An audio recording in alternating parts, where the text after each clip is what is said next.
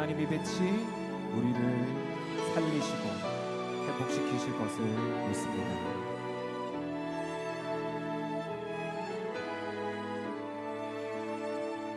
하나님의 빛 앞에서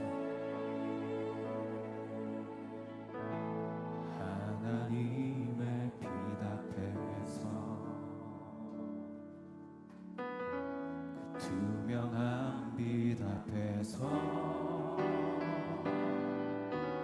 모두 드러나 나의 모든 죄와 허물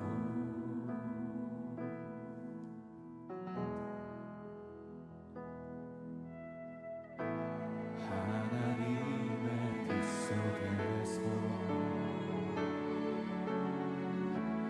따뜻한 빛 속에서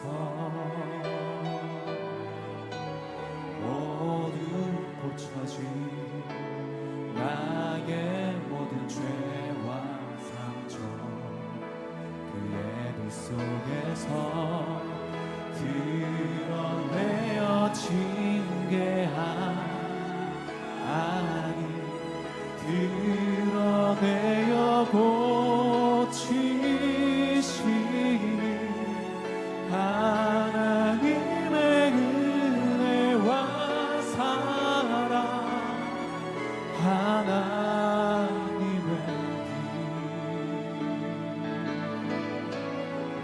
빛 드러내어 부끄럽게 하지 않고 더욱 단단히 만든 은혜와 사랑 전하게 한 하나님 그 빛 하나님의 빛 앞에서 하나님의 빛 앞에서 그 투명한 빛 앞에서 모두 드러나 나의 모든 죄와 허물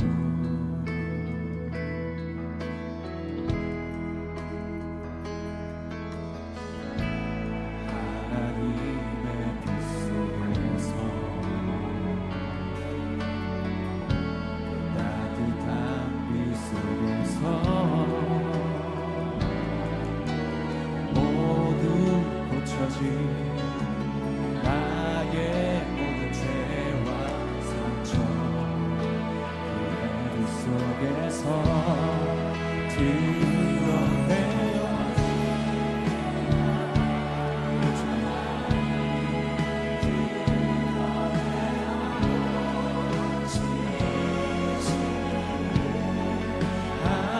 하나님의 은혜와 사랑 우리 그 하나님의 빛 가운데로 함께 들어갑시다. 드러내어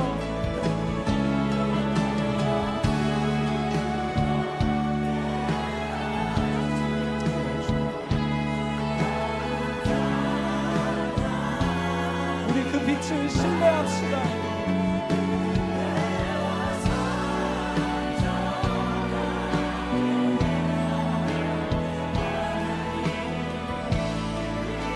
드러내어 징계하나니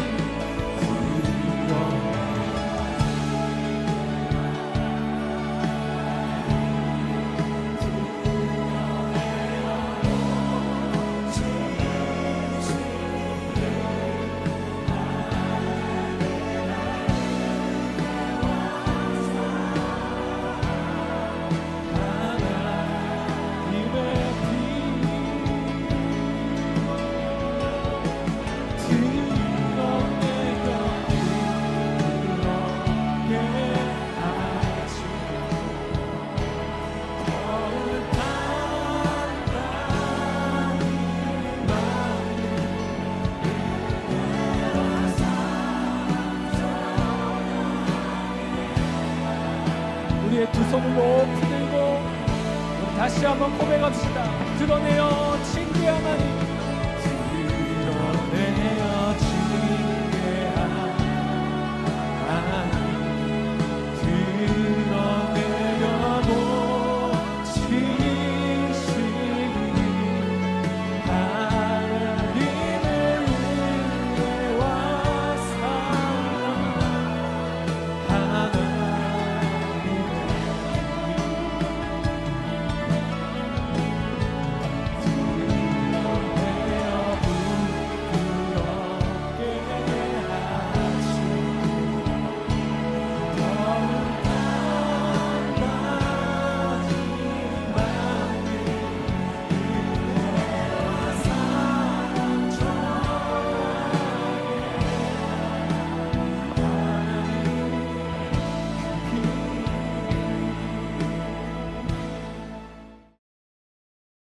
소위 한때의 전성기를 누리는 때가 있었는데 시대가 변하고 인물이 변하면서 자연스럽게 뒤로 밀리는 때가 옵니다. 그렇게 되면 본의 아니게 말 속에 라떼는 하고 라떼를 자주 찾습니다. 혹은 옛날 말로는 왕년에는 하면서 왕년 이야기를 많이 하는 버릇이 생깁니다. 여러분이 그런 언어를 요즘 자주 쓰신다면 여러분도 축소의 계절에 들어섰다라고 해도 아마 틀리지 않을 것 같습니다. 이민 와서 그땐 한국에서 뉴스가 지금같이 뭐 이렇게 실시간으로 들어오는 것도 아니니까 어쩌다 들어오는 이렇게 한국 신문들을 이렇게 보면 막 흥미롭게 읽었던 기억이 나요. 그 중에 저는 뭐 바둑을 두지는 않고 바둑을 잘 모르지만 그때 당시에 이름이 뭐죠? 조훈현 구단, 혹시 아시는 분 계세요? 조훈현 구단. 그냥 바둑계를 소위 통일했던 조훈현 구단이 자기 집에서 먹고 크며 키웠던 이창호 구단, 당시 15살이었어요. 대국을 두다가 자기가 키우던 제자에게 이제 패배를 하고 드디어 이창호 구단의 시대가 열렸죠. 이창호 구단은 신산이라고 하는 별명을 얻을 정도로 대단했습니다. 철벽 같은 계산력과 조용한 응수로 세계 바둑계를 완전히 석권한 이창호 구단. 그 역시도 갓 입단한 어린 천재 소년 이세돌 구단에게 결국 자리를 내어주게 됩니다. 여러분, 삶은 이런 거라고 생각해요. 한때의 전성기를 구가하던 사람이 세월이 지나가면서 또 다른 신세대에 의하여 밀려가는 모습. 그런데 우리에게도 이런 축소의 계절이 찾아옵니다. 사업의 규모를 줄여야 할 때가 옵니다. 은퇴를 하고 큰 집 매니지먼트 하기 힘드니까 원베드, 투베드로 축소해서 이사 가야 할 때가 옵니다. 늘 재미있고 힘이 되었던 우리 동창 친구들, 교회에서 같이 신앙생활했던 친구들이 1명, 2명 먼저 하늘나라 갑니다. 같이 골프 칠 친구가 없어집니다. 재미있게 여행 같이 갈 친구도 축소되기 시작합니다. 우리 교회 생활도 그런 것 같아요. 한때는 교회에서 얼마나 열심히 봉사를 했습니까? 성도님들이 찾아와서 장로님 없으면 우리 교회가 안 돌아가요. 집사님, 권사님 없으면 어떻게 이 일들을 할 수 있을까요? 이런 이야기를 듣기 일반이었어요. 모르는 사람이 없었어요. 근데 요즘은 휘 한번 둘러보면 아는 사람보다 모르는 사람 투성이에요. 요즘 우리 성도님들이 하는 말이 이런 말이에요. 목사님, 아는 사람이 없어요. 아는 사람이 없어요. 그런 이야기를 하는 것을 보아서는 우리에게 교제권도 축소가 되는 그 계절이 왔다라는 생각이 들어요. 저는 우리 교회가 50년을 넘으면서 얼마나 수고한 어른들이 많습니까? 우리 교회가 그냥 이곳에 거저 이런 건물이 서 있었겠습니까?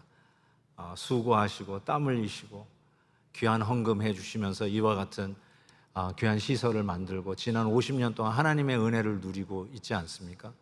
그런데 이제 나를 보면 나는 이미 은퇴했고 머리는 희끗희끗해졌고 이렇게 교회를 저 교회 앞마당에 앉아가지고 이렇게 보면 정말 모르는 사람 투성이고 새로운 사람들은 마치 내가 차려놓은 밥상에, 이런 표현이 맞는지 모르지만 숟갈 하나 얹어서 신앙생활 하는 것 같고, 이제 갓 장로가 되어서 실행위원회 들어가서 교회를 한다고 막 부산하게 막 뛰어다니는 사람들 보면 한 수 가르쳐 주고 싶고, 그래서 얘기해 주고 싶은데 마치 또 그러면 뭐 간섭이나 하는 꼰대가 되는 것 같아서, 요즘 표현으로. 그래서 그냥 말도 못하고 뒷방 어른이 된 것 같고, 옛날에는 나 없으면 교회가 안 돌아간다는 말도 심심치 않게 들었는데 이제는 교회 안 와도 누가 왜 안 왔냐고 묻는 사람도 없어. 뭘까요? 축소된 거죠. 내가 일하는 반경, 교제권, 어떻게 보면 교회에서 일하는 봉사의 영역 전부 다 축소되었어요. 옛날에 그렇게 열심히 하셨는데 요즘 못 하시거나 안 하시고 계시잖아요. 그만큼 우리에게도 마치 이런 축소의 계절이 다가온다는 것이죠. 세례 요한이 오늘 읽은 본문 말씀 속에 세례 요한이 정확하게 그 상황을 지금 맞닥뜨립니다. 한때는 세례 요한이 가는 곳에 사람들이 구름대같이 몰려 다녔습니다. 예루살렘과 온 유대 사람들이 몰려와서 그의 말씀을 듣고 그에게 세례를 받았습니다. 그런데 상황이 달라졌어요. 새로운 분이 등장한 겁니다. 그것도 다름 아닌 하나님의 아들 예수 그리스도. 그가 얘기하기를 그의 신들매 끈도 묶거나 풀지 감당할 수 없다라고 얘기했던 바로 예수님이 등장한 것입니다. 자, 오늘 말씀의 배경에 보면 바로 이 세례 요한의 제자들과 유대인들과 논쟁, 변론이 있었다라고 얘기하는데 뭐에 대한 변론이 있었냐고 봤더니 본문에서는 정결의식에 대한 변론을 하고 있는 거예요. 정결의식? 어디서 듣던 말 아니에요? 이 국예 시리즈 첫 설교가 가나안 혼인잔치 이야기였습니다. 그때 집에 있었던 돌 항아리가 있었는데 그 돌 항아리가 뭘 위해서 있었죠? 정결의식을 위해서 집집마다 이 항아리를 갖고 있었던 거예요. 바로 그 정결예식을 얘기하는데 지금 이 이야기가 끝나지 않는 것 같은 느낌이 들어요. 정결예식을 얘기했다. 그거 가지고 논쟁을 벌였다. 변론이라는 표현을 썼지만 이 논쟁을 벌였다는 거예요. 무슨 논쟁을 벌였을까요? 유대인들은 하는 말이 이거 집에 들어가고 나오고 뭐 음식을 먹고 전에 손과 발을 씻는 게 얼마나 중요한지 아냐? 그거 반드시 해야 돼. 이런 얘기를 했겠죠. 그랬더니 세례 요한의 제자들은 무슨 얘기를 했겠어요? 그게 중요한 게 아니라 마음이 깨끗한 게 중요합니다. 그리고 진정한 마음의 깨끗함을 받고 세례받는 게 중요합니다. 막 그러면서 서로 뭐가 낫니 가지고 논쟁을 벌인 것이죠. 그랬더니 이 유대인들이 하는 말이 뭐라고 그러냐면 뭐 세례받는 게 중요해? 너 말 잘했다. 뭐 이런 말은 성경에 없지만 이야기를 하면서 뭐라 하냐면 네가 얘기하던 그 사람 있지? 그 예수 그리스도. 그 사람도 저기 가보니까 지금 세례를 주더라. 지금 그 얘기하는 거예요. 그러면 누구 세례가 더 좋은 거냐? 누구 세례가 더 효과가 있는 거냐? 라고 논쟁을 하는 거예요. 그랬더니 세례 요한의 제자들이 좀 분한 것 같아. 신경질이 난 것 같아. 그래서 선생 세례 요한에게 찾아왔어요. 와가지고 하는 말이 26절. 랍비여, 선생님과 함께 요단강 저편에 있던 곧 선생님이 증언하시던 예수란 말도 안 써요. 그가 세례를 베풀매 사람이 다 그에게로 가더이다. 여기요, 다 그에게로 가더이다. 이걸 어떻게 얘기했을까요? 다 그에게로 가더이다. 아멘. 이랬을까요? 아니요. 다 그에게로 갑니다. 뭐 하시는 거예요? 우리는 완전히 닥쳤던 게 지붕 쳐다보는 격이네요. 아니, 선생님 쫓아다니면서 이렇게 다녔는데 우리에겐 남는 게 하나도 없네요. 사람들이 우리 쫓아다니던 사람들 다 어디 갔어요? 다 저기 예수님에게, 선생님이 얘기하고 선전하던 그 사람에 갔습니다. 우리가 원조 아닙니까? 우리가 정통 아닙니까? 아니, 우리가 소개해 주는 왜 예수님 쪽으로 사람들이 다 갑니까? 뭐 이렇게 푸념, 울분 이런 걸 토하면서 얘기하지 않았을까 싶습니다. 그런데 여기에 대한 세례 요한의 답이 축소의 계절을 맞이한 우리에게 던지는 메시지가 너무 귀한 것 같아요. 세례 요한의 답은 어떤 bitterness도 없어요. 너무 영적으로 성숙해요. 그래서 그가 뭐라고 답하냐면 우리가 잘 아는 말씀, 그는 흥하여야 하겠고 나는 쇠하여야 하리라. 어떻게 이런 말을 할까요? 그리고 이 메시지가 정말 무슨 말을 하는 걸까요? 그는 흥해야 되고 나는 그냥 뒷전에서 찌그러져 있으면 돼. 이 뜻인가요? 이 쇠해야 한다는 말이 우리가 굉장히 오해하는 말씀 중에 하나인 것 같은데, 예수님이 흥하고 나는 그냥 뒷전에서 찌그러져 있으면 돼. 이 뜻인가? 그렇게 생각하는 분들이 의외로 많은데, 오히려 여기 말씀 속에서 세례 요한이 추구하고 붙들고 여기까지 살아왔던 가치는 그리스도다라는 것을 이야기하고 있어요. 그러면서 그는 흥해야 되겠고 나는 쇠해야 하리라 라고 하는 이 메시지와 함께 우리에게 던지는, 특별히 축소의 계절을 맞이하고 있는 우리 모두에게 하나님이 주시는 귀한 교훈이 있습니다. 첫 번째 교훈은 하나님의 섭리를 기억하는 교훈입니다. 다 사람들이 예수님에게 갑니다 막 얘기를 하는 것이죠. 얼마나 이 제자들의 마음에 불안함이 있었을까. 어쩌면 이제는 우리가 루저네요. We become losers. 우리가 제일 요즘 듣기 싫어하는 말이에요. You are a loser. 이런 말 듣기 너무 싫어하잖아요. 우리가 루저가 되는 기분 아닐까. 그런데 세례 요한의 첫 번째 답이 이렇게 하셨어요. 27절 보세요. 만일 하늘에서 주신 바 아니면 사람이 아무것도 받을 수 없다. 다 이 말씀을 하십니다.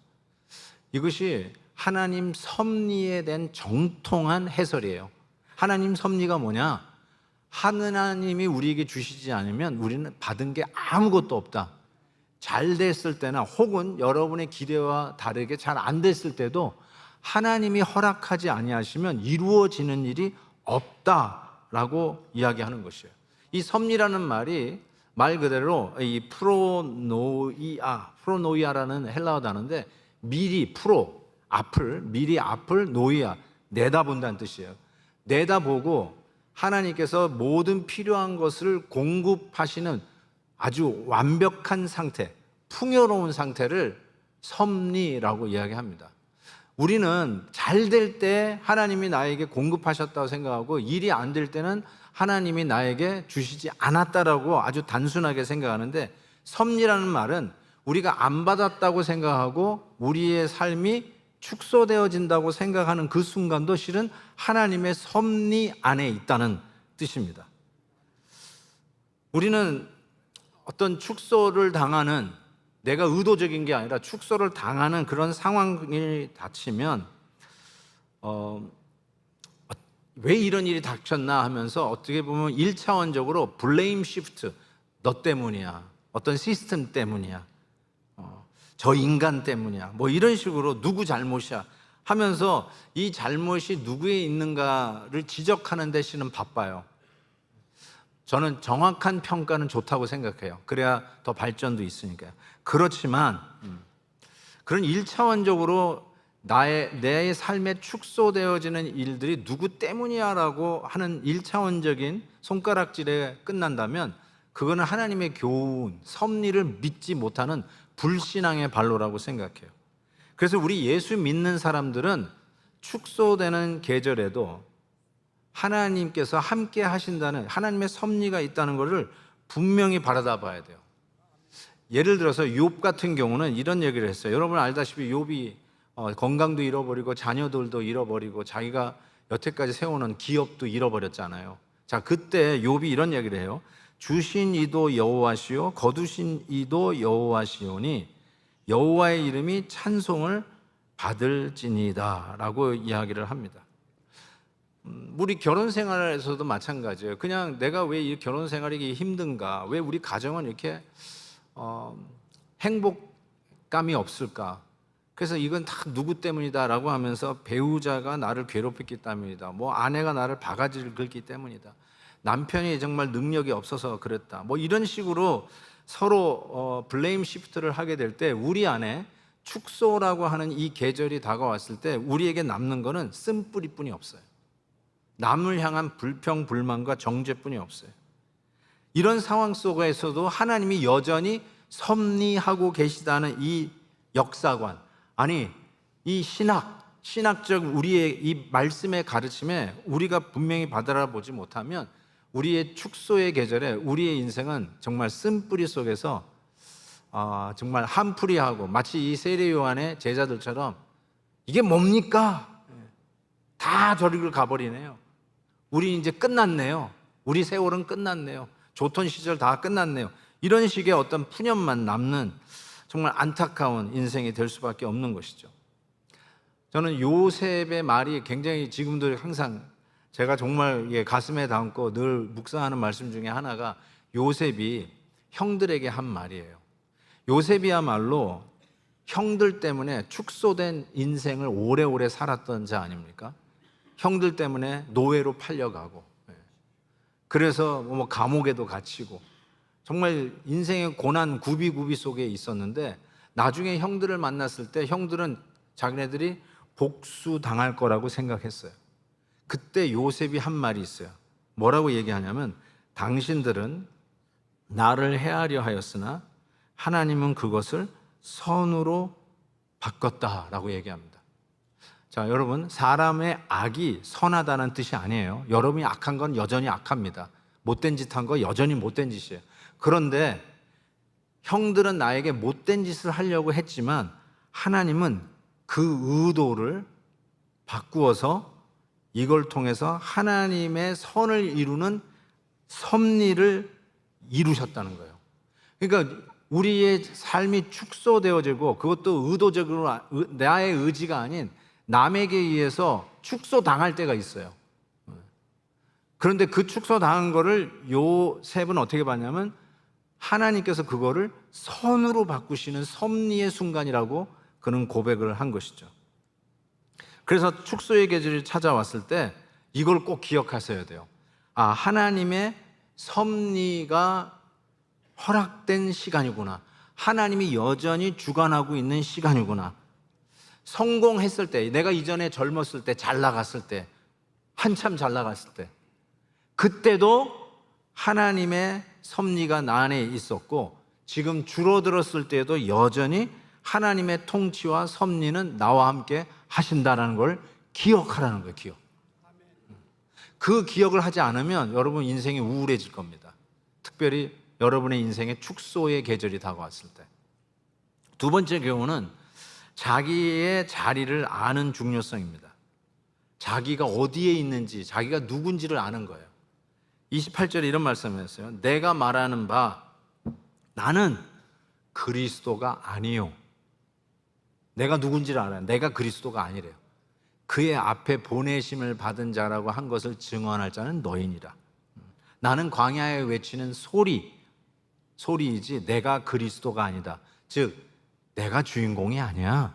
내가 이 일에 내가 핵심이 아니야. 이 모든 일의 핵심과 주인공은 그리스도라고 고백을 하고, 나는 그 자가 아니라는 것을 이야기를 합니다. 내가 오래전부터 말했다. 나는 광야에 외치는 자의 소리고 오실 이의 길을 예비하는 자지 나는 그가 아니다라는 것을 분명하게 이야기를 합니다. 그런데 우리는 이것을 많이 망각합니다. 아니, 쉽게 잊어버립니다. 내가 그리스도라고 착각합니다. 내가 제일 중요해요. 내 생각이 제일 중요해요. 내가 제일 잘 알아요. 내가 이 부분에서는 내가 최고예요. 그리고 이거는 내 비즈니스예요. 내 전략이에요. 내 지혜예요. 내 스트래티지예요. 이거는 내 거예요. 나 없으면 안 돼요. 이거에 얼마나 우리는 빠지기 쉬운지 몰라요. 목회도 마찬가지예요. 이거는 내 목회요 라고 하는 순간에 이 함정에 빠져요. 알버트 까뮤가 한 말이라고 하는데요, 제가 그분의 책을 보면서 확인하지는 않았습니다. 어쨌든 알버트 까뮤가 한 말이라고 하는데, 그는 이렇게 얘기했어요. 소위 설교자, 목회자는 누구냐면 음식을 얻어먹은 한 거지가 어디 가면 음식을 얻어먹을 수 있는지를 알려주는 자, 그게 바로 설교자라고 이야기를 합니다. 와, 기가 막힌 말이에요. 내가 음식을 얻어먹었어요. 근데 이것이 무슨 자기의 무슨 특권이나 무슨 위치나 자기의 어떤 최고를 나타내는 게 아니라 거지예요. 그래서 당신들도 배고픈 거지들이요, 어디 가면 음식을 얻어먹을 수 있는 데가 있다. 이걸 알려주는 게 설교자라고 이야기를 하는 것이죠. 이걸 까먹지 말라는 것이죠. 가정에서도 마찬가지예요. 결혼에서도 사업에서도 저는 마찬가지라고 생각해요. 이건 내 비즈니스, 내가 주인이야, 이건 내 거야 하는 순간, 내가 그 하나의 역사의 중심이 되는 순간에 우리는 특별히 축소의 계절을 맞이하면 여러분 견딜 수 없을 거예요. 죽고 싶을 거예요. 가끔 사업 망하고 이렇게 뛰어내리는 분들 심심치 않게 기사를 봅니다. 왜요? 내 건가 망했으니까, 나의 전부가 무너졌으니까 죽는 것뿐이 남는 게 뭐가 있겠어요. 그 얘기를 하면서 세례 요한이 결혼 이야기를 끄집어내요. 여러분 본문 읽으면서 결혼 이야기를 포착하셨죠? 29절에 이런 말이에요. 신부를 취하는 자는 신랑이나 서서 신랑의 음성을 듣는 친구가 크게 기뻐하나니 나는 이러한 기쁨으로 충만하였노라. 이게 무슨 말씀이죠? 지금 이 국례 시리즈를 하는 첫 설교도 가나안 혼인잔치의 결혼 세팅에서 예수님이 첫 기적을 이루셨는데, 지금 결혼 이야기가 어쩌면 계속돼요. 아까 정결 의식 얘기도 계속 배경을 깔고 있는데 지금 결혼 얘기를 계속 하고 있는데, 이 결혼식에서 주인공이 누구냐는 거예요. 신부를 취하는 주인공이 누구냐? 신랑이라는 거예요. 그러면 그 결혼식에 참여한 모든 사람들은, 하객들은 손님들이고, 특별히 신랑 신부 친구들 많이 오잖아요. 신랑 신부 친구들의 기쁨이 뭐냐면 신랑 신부의 기쁨이 자기 친구들의 기쁨이듯이, 여러분 결혼식에 가가지고 이런 사람이 있어요. 내가 신랑보다 더 멋있게 옷 입고 가야지, 내가 신부보다 더 멋있게 그냥 화장 진하게 하고 가가지고 모든 사람들의 주목을 끌어야지, 이런 친구들은 없잖아요. 결혼식에 가면 신랑 신부가 주인공이에요. 그리고 친구들은 신랑 신부가 행복하는 모습을 보면서 기뻐하는 거예요. 신랑 신부가 딱 제일 높은 데에 서서 가장 멋있는 남자로, 가장 멋있는 여자로 서서 사람들에게 갈채와 영광을 받는 모습을 친구들은 너무너무 좋아하고, 그것이 큰 기쁨이라는 거예요. 그게 마땅하죠. 신랑의 친구들의 기쁨은 그것이어야 되죠. 그러면서 뭐라고 해요? 내가 바로 그런 자다. 세례 요한이 자기가 누군지를 너무 잘 알았어요. 내가 신랑이 아니다. 나는 신랑 결혼식에 온 친구로 신랑이 기뻐하는 걸로 충분히 기쁜 자다라고 이야기하는 것이죠. 그래서 하는 말이 뭐예요? 그는 흥해야 하겠고 나는 쇠하여야 하리라. 이 쇠한다는 말이 보잘것없는 사람이 된다는 게 아니라 신랑의 기쁨이 나의 기쁨이 되는 신랑 친구. 이게 뭐 어디 뒤에 찌그러져 있으라는 뜻이에요? 아니요. 신랑의 기쁨이 내 기쁨이라는 거예요. 자기가 누군지를 너무나 잘 아는 거예요.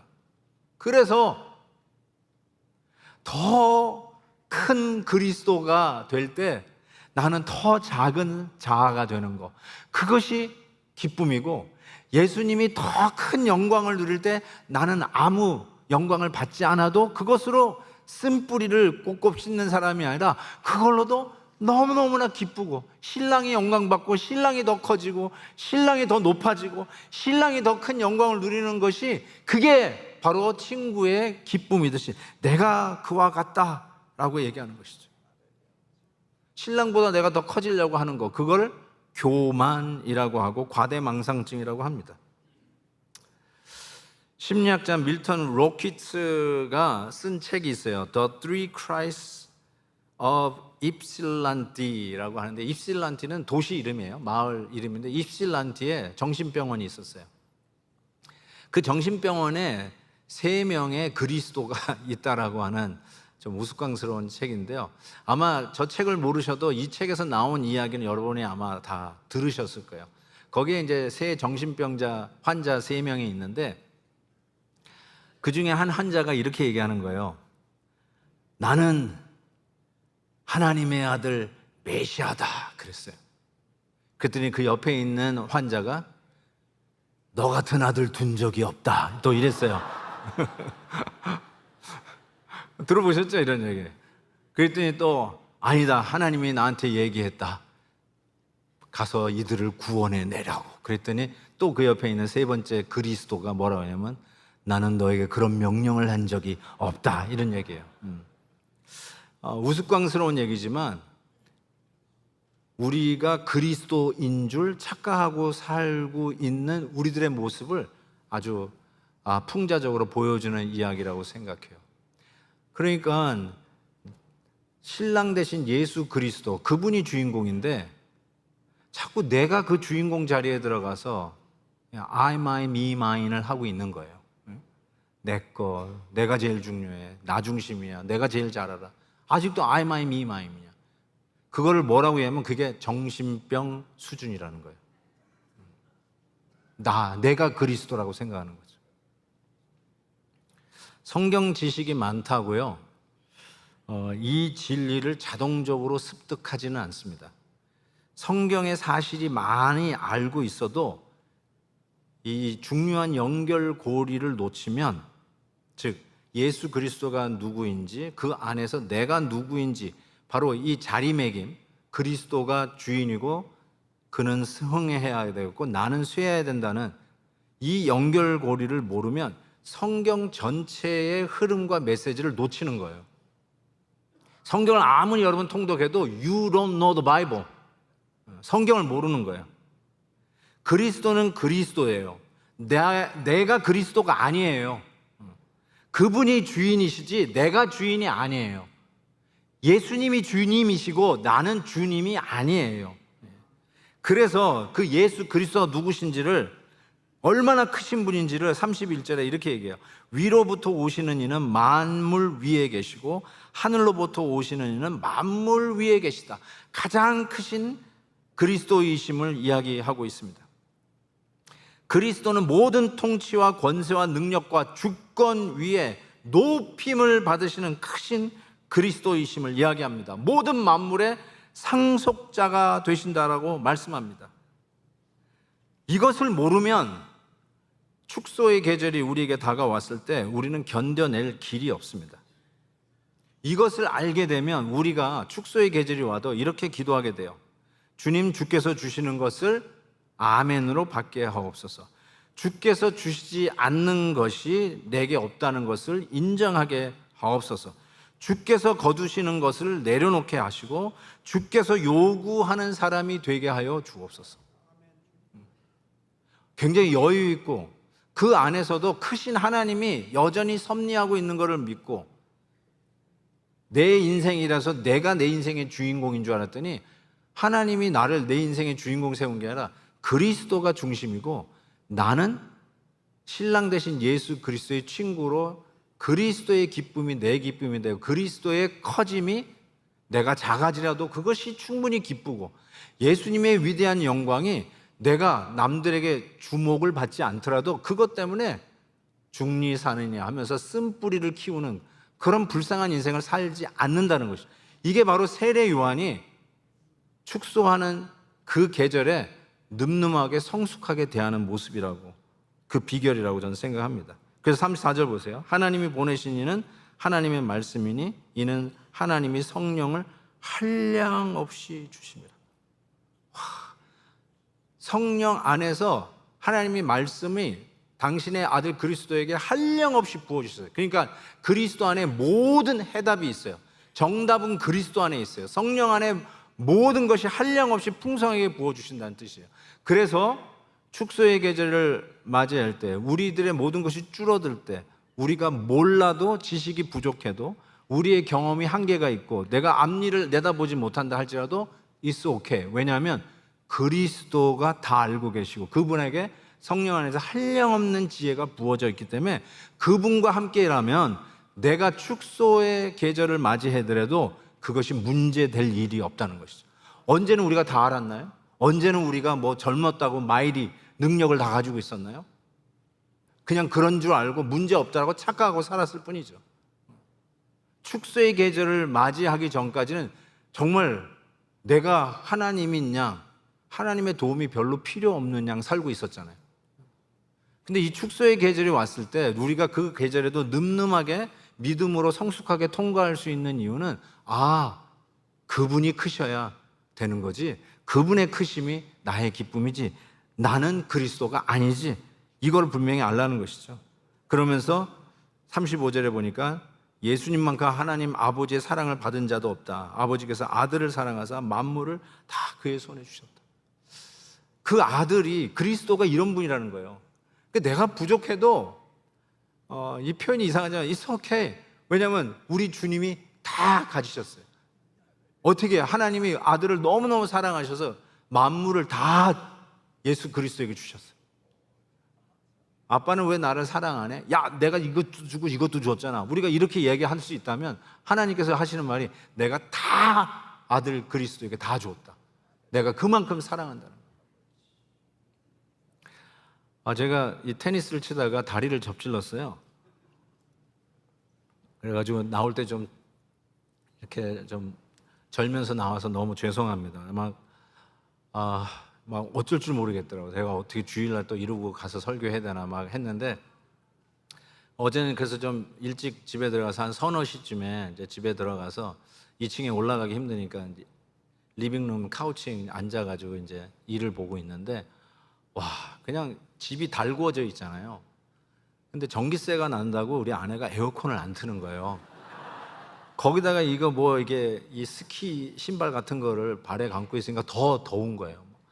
좀 그래도 좀 틀지 그랬더니 안 된대요. 전기세 너무 많이 나간대요. 그래서 알았다고 그랬는데 이제 우리 아내한테 전화가 하나 왔어요. 그래서 아내가 이렇게 전화를 받더니 그래 오늘 오니? 막 그러더니 들어보니까 이제 둘째 아들, 저 LA에 살고 있는 둘째 아들이 온다는 거예요. 그렇구나. 그러구나. 딱 끊더니 갑자기 에어컨을 켜기 시작하는 거야. 너무너무 화가 나고, 나를 도대체 뭘로 아나 이런 생각이 들 정도래. 와, 진짜 이 엄마의 아들 사랑은 이거 못 말리는 거예요. 남편은 죽든 만든 뭐 다리를 기부싸고 있는 안에 뭐 전기세 아낀다고 그러더니 아들이 온다니까 에어컨을 켜더라고요. 여러분, 하나님께서 왜, 저는 이런 생각이에요. 성부, 성자, 성령, 삼위일체, 이게 설명할 길이 없는 거거든요. 아버지, 아들, 성령, 아버지와 아들 관계로 설명하고, 그래서 하나님의 사랑은 독생자를 이처럼 사랑하사 독생자를 주셨다 그랬잖아요. 독생자를 주신 사랑이 뭔가라고 생각하는데, 우리가 생각할 수 있는 게 이 부자지간, 이 자녀를 사랑한 우리 부모의 마음, 그걸로 표현하는 거예요. 그래서 하나님께서 얼마나 사랑하시는지 당신의 독생자를 내어주시기까지 사랑한다는 이 하나님의 사랑을 우리에게 지금 보여주고 있는 것이죠. 그런데 우리는 본성적으로 이 그리스도에게 순종하는 것을 싫어합니다. 어둠을 싫어한다고 제가 지난주 말씀드렸잖아요. 빛을 미워한다고 그랬잖아요. 아주 강렬한 표현인데 실은 이런 강렬한 표현이 맞는 표현이에요. 오히려 더 과격하면 과격했지, 과격하게 쓰면 과격하게 쓰는 것이 맞지, 이것이 너무 과격하다라고 얘기할 수 없어요. 우리는 본성적으로 그리스도에게 이 모든 것을 다 가지신 분, 아버지 하나님이 얼마나 사랑하셨는지 그 아들에게 모든 명예와 권세와 능력과 높임과 영광을 다 주셨음에도 불구하고 그 그리스도에게 순종하는 것을 본능적으로 싫어한다는 거예요. 왜냐하면 내가 그리스도라는 것이 이게 DNA에 들어가 있거든요. 그래서 우리는 끊임없이 내 것을 움켜줍니다. 그런데 성령께서 이렇게 말씀하세요. 네 게 아니야. 그리스도의 것이다. 주님의 것이다. 라고 이야기를 하는 것이죠. 그래서 축소의 계절이 우리에게 다가올 때 우리는 그때 비로소 누구의 손에 이것이 있는지를 깨닫는 기회가 돼요. 축소의 계절이 우리에게 다가오지 않으면 누가 주도권을 쥐고 누가 내 인생의 주인이고 누가 나를 여기까지 이끌어 오셨는지 그 주인을 깨닫지 못하게 돼요. 그 전까지는, 축소의 계절이 오기 전까지는 내가 내 인생의 운전해서 내가 여기까지 왔다라고 착각하고 살고 있어요. 그러나 축소의 계절이 오면 그때 비로소 내가 누구를 붙들고 믿음을 지키고 누구를 붙들고 신앙생활을 했는지가 드디어 밝히 드러나는 때가 되는 것이죠. 나이가 들고 은퇴를 하고 몸에 병이 드는 축소의 계절은 내가 내 것이 아니라 그리스도와 그리스도의 것이라는 것을 알려주는 축복된 계절이라고 생각합니다. 꼭 나이가 들어야만 다가오지는 않아요. 빨리 다가오는 분도 있어요. 젊었을 때 이미 투병 생활에 들어가면서 축소를 느끼시는 분이 계세요.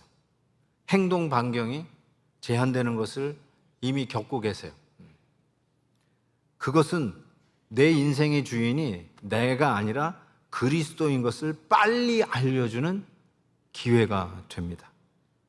그는 흥해야 하겠고 나는 쇠해야 하리라. 이것은 졌습니다 하는 패배의 선언이 아니에요. 이거는 오히려 자유의 선포입니다. Finally 나는 자유합니다. 나는 그리스도 안에서 온전합니다.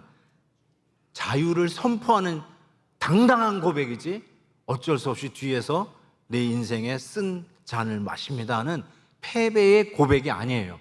그는 승해야 되겠고 나는 그리스도가 아닙니다. 나는 주님의 종입니다. 그리스도 안에서 부요한 자, 그리스도의 승이 나의 기쁨이 되는 하나님의 백성입니다. 이것이 자유의 영광의 선포라는 것을 알 수가 있습니다. 그래서 예수님께서 오늘 우리를 부르십니다. 내게로 오라. 네가 주인이 되려는 일 이제 그만하고 나에게로 오라.